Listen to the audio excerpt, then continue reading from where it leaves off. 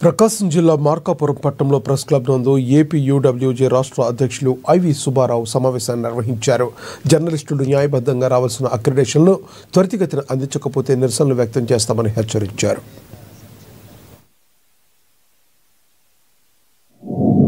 మాకు ఎలాంటి సౌకర్యాలు అమలు కాలా.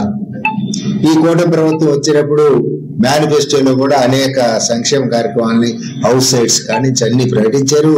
అర్హులందరికీ అక్రిడేషన్లు ఇస్తామని చెప్పారు. ముఖ్యమంత్రి గారు, ఇప్పుడు ముఖ్యమంత్రిగా ఉన్న చంద్రబాబు నాయుడు గారే వాళ్ళ పార్టీ అధ్యక్షుడిగా ప్రతిపక్ష నాయకుడు హోదాలో రేపు మా ప్రభుత్వం ఏర్పడితే ఇవన్నీ చేస్తామని చెప్పారు. ప్రభుత్వం వచ్చింది, ఏడాదిన్నర అయింది. మేము అనేక సార్లు కలిసాము.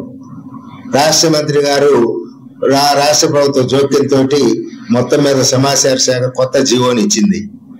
ఆ జీవో ప్రకారం కమిటీల్లో యూనియన్లకు కూడా ప్రాతినిధ్యం కల్పిస్తున్నట్టు జీవోలో వచ్చింది.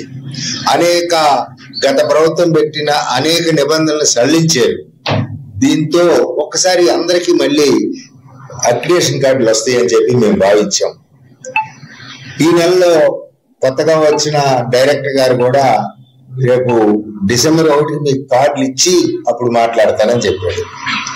సమాచార శాఖ మంత్రి గారు అయితే ఈ ఏడాదిన్నర కాలంలో ఒక్కసారి మాత్రమే జర్నలిస్ట్ సంఘాలతోటి, అది అడావుడిగా ఆయనకు అందుబాటులో ఉన్న సంఘాలతో ఆ సచివాలయంలో మీటింగ్ పెట్టాడు, కార్డుల మీద మాట్లాడాడు. ఇక అంతే.